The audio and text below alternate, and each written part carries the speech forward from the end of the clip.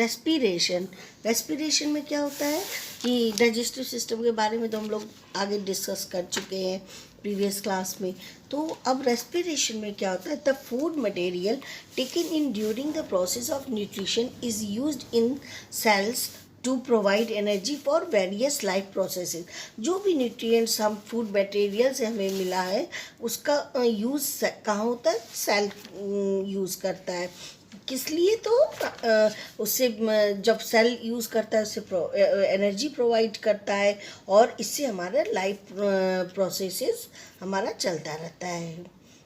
Diverse organisms do this in different ways. Some use oxygen to break down glucose.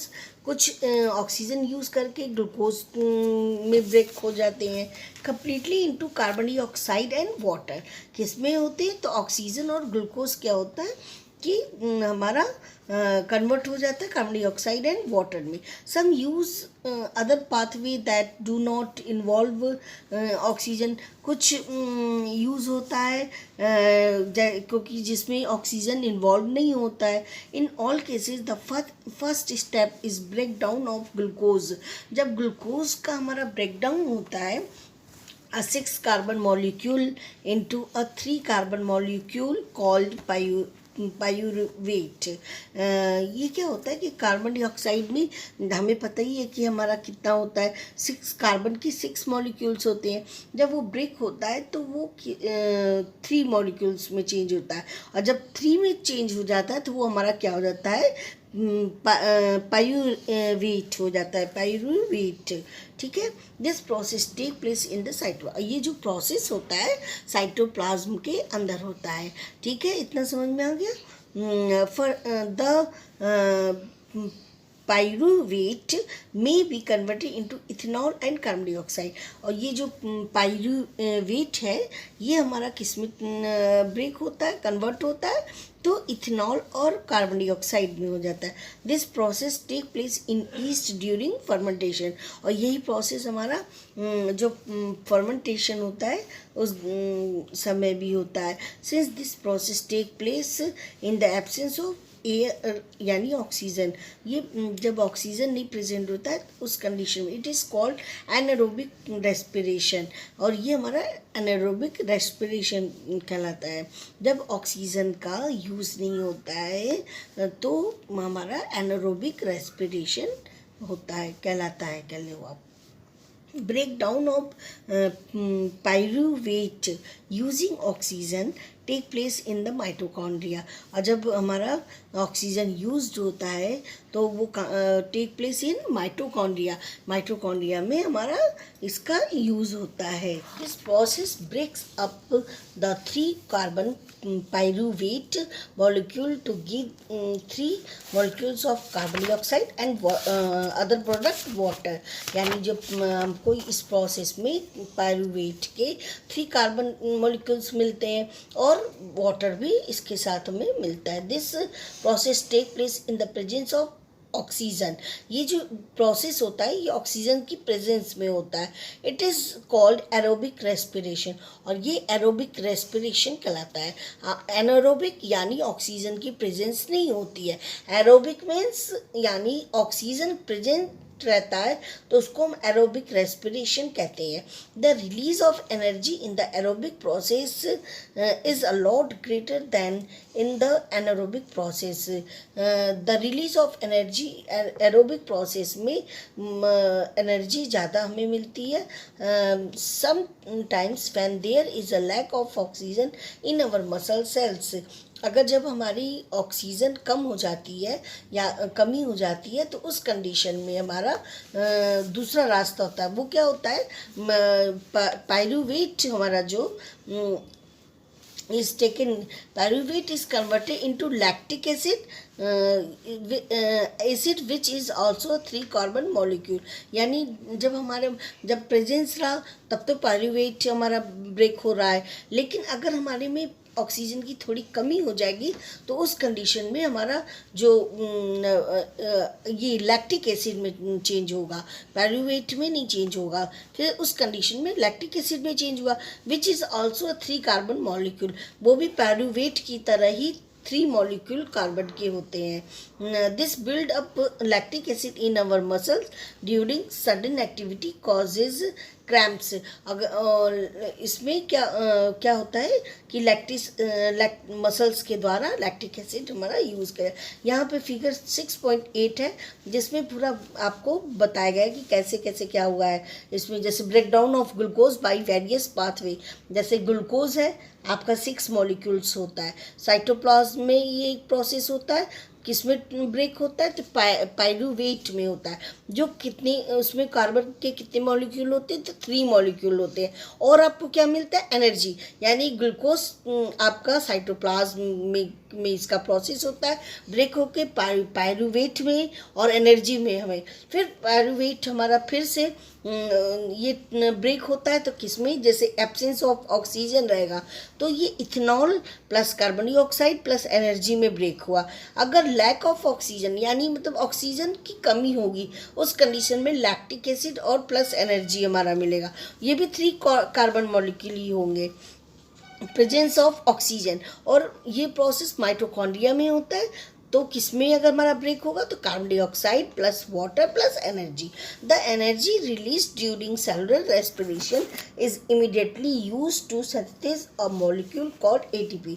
और जो energy का जो भी हमारा ये फॉर्म होता है इसको हम एटीपी कहते हैं which is use to fuel all other activities in the cell. ये क्या करता है एटीपी का वर्क ये होता है जो भी और सेल जो होते हैं उनको ये फ्यूल का एक प्रकार से कह लो की काम करता है उनके लिए. In the process ATP is broken down give rise to a fixed amount of energy which can drive the endothermic reaction take place in the cell. ये क्या करता है एटीपी हमें एक फिक्स्ड अमाउंट में एनर्जी को देता है जो विच can drive the endothermic reaction. जो क्या करता है एंडोथर्मिक रिएक्शन जो होता है उसको ड्राइव करता है उसको चलाने का काम करता है taking place in the cell के अंदर. फिर आपका आता है since the aerobic respiration pathway depends on oxygen. Aerobic organism need to ensure that there is sufficient intake of oxygen. Aerobic में जैसे कि बता रहे हैं कि ऑक्सीजन की प्रेजेंस होती है. We have seen that the plant exchange gases.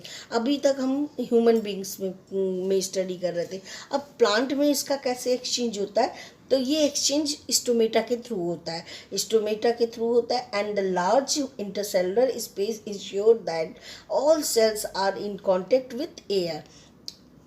Carbon dioxide and oxygen are exchange by diffusion. या इसमें प्लांट में डिफ्यूजन का प्रोसेस होता है जिसमें कार्बन डाइऑक्साइड और ऑक्सीजन का एक्सचेंज होता है. मतलब अदला बदली सेल के अंदर होती है. कैसे ये कंडीशन अब हम पढ़ेंगे. Cells away from the direction of diffusion depend upon the environmental condition and the requirement of the plant. ये जो इसमें जो डिफ्यूज़न होता है वो environmental condition पे और plant की requirement पे डिपेंड करता है. At night when there is no photosynthesis occurring, जब फोटोसिंथेसिस का प्रोसेस रात में नहीं होता है carbon dioxide elimination is the major exchange activity going on. उस समय कार्बन डाइऑक्साइड का मतलब काफ़ी एक्सचेंज होता है इस एक्टिविटी में ज़्यादा रोल उसी समय होता है. ड्यूरिंग द डे मतलब दिन की अपेक्षा कार्बन डाइऑक्साइड का रात में ज़्यादा एक्सचेंज होता है. Carbon dioxide generated during respiration is used up for photosynthesis. Carbon dioxide का generated during respiration is used for the photosynthesis. Photosynthesis में क्या होता है कि हमारा कार्बन डाइऑक्साइड यूज़ होता है और hence there is no carbon dioxide release. और कोई कार्बन डाइऑक्साइड रिलीज़ नहीं होती है बल्कि ऑक्सीजन रिलीज़ होती है.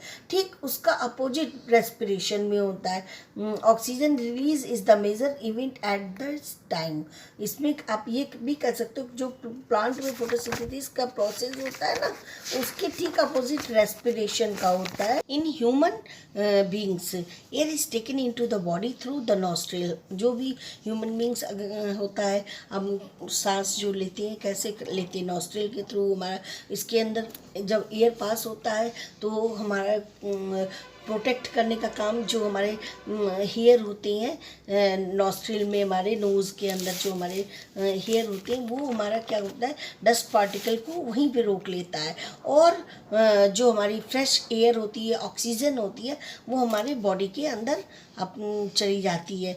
The passage is lined with mucus which help in the process. From here the air passes through the throat and into the lungs. और ये क्या होता है, थ्रोट से होते हुए लंग्स में हमारा पहुंच जाता है। Rings of cartilage are present in the throat. जो हमारे जब हम सांस लेते हैं तो हमारे थ्रोट में रिंग लाइक एक कार्टिलेज होता है। This ensure that air passing does not collapse. और वो क्या करता है, वो जो रिंग्स होता है तो वो हमारा एयर को कोलैप्स नहीं होने देता है, वो हमारा डायरेक्ट पास करने में हेल्प करता है। Within the lungs, the passage divide into smaller and smaller tubes, which finally terminate in balloon-like structure.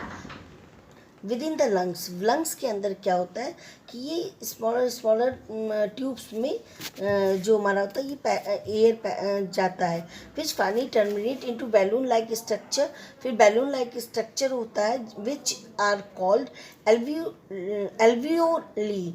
तो इसको हम क्या होता है कि उसके अंदर जाता है, जो बलून लाइक स्ट्रक्चर होता है उसको हम एल्वियोलाई कहते हैं। The alveoli provide a surface where the exchange of gases can take place. और जो गैसेस का एक्सचेंज होता है आप कह लो वो इसी एल्वियोलाई में होता है। The walls of the alveoli contain an extensive network of blood vessel. और इससे कई ब्लड वेसल्स इसका नेटवर्क इससे अटैच्ड होता है। As we have seen in earlier year, when we breathe in, जब हम अंदर की ओर सांस लेते हैं, वी लिफ्ट अवर रिब्स, हमारा जो रिब्स है वो ऊपर की ओर उठता है, एंड फ्लैटन अवर डायफ्राम। तो और जो डायफ्राम होता है हमारा वो नीचे की ओर फ्लैट मतलब सरफेस का हो जाएगा। And the chest cavity become larger as a result. और इससे क्या होता है, जो चेस्ट कैविटी होती है, चेस्ट, वो उस समय उस कंडीशन में थोड़ी लार्जर हो जाएगी, बड़ी हो जाएगी थोड़ी।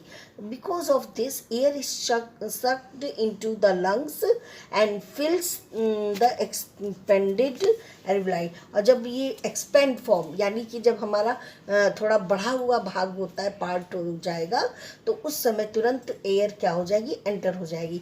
The blood brings carbon dioxide from the rest in the body for release into the alveoli। और उस कंडीशन में कार्बन डाइऑक्साइड थोड़ा रेस्ट कंडीशन में हो जाएगी, and the oxygen in the alveolar air is taken up by blood in the alveolar blood vessel to be transported to all the cell in the body. और जब carbon dioxide rest condition में होगी, उसी समय क्या होता है, oxygen क्या होगा, वो ब्लड वेसल्स वगैरह में तुरंत मिल जाएगा और पूरी बॉडी की पूरी सेल को फिर उसके बाद ट्रांसपोर्ट हो जाएगा। During the breathing cycle, when air is taken in and let out, the lungs away always contain a residual volume of air so that there is sufficient time for oxygen to be absorbed and for the carbon dioxide to be release. जब ये सब process होता है उसी समय जब oxygen enter करती है, एब्जॉर्ब होती है, एब्जॉर्ब होकर के बॉडी के और पार्ट में जैसे सेल में जाने का काम होता है, उस उतने टाइम में कार्बन डाइऑक्साइड का क्या होता है, बाहर निकलने का प्रोसेस हो जाता है। In human beings the respiratory pigment is hemoglobin, which has a very high affinity for oxygen। Human beings में रेस्पिरेटरी पिगमेंट जो हमारा हीमोग्लोबिन होता है उसमें ऑक्सीजन की काफ़ी मतलब हाई एफिनिटी फॉर ऑक्सीजन, उसमें ऑक्सीजन की काफ़ी मात्रा होती है, या आप ये कह लो अमाउंट होता है। This pigment is present in the red blood corpuscles, मतलब आपका ये क्या होता है, प्रेजेंट होता है ये रेड ब्लड कॉर्पल्स में।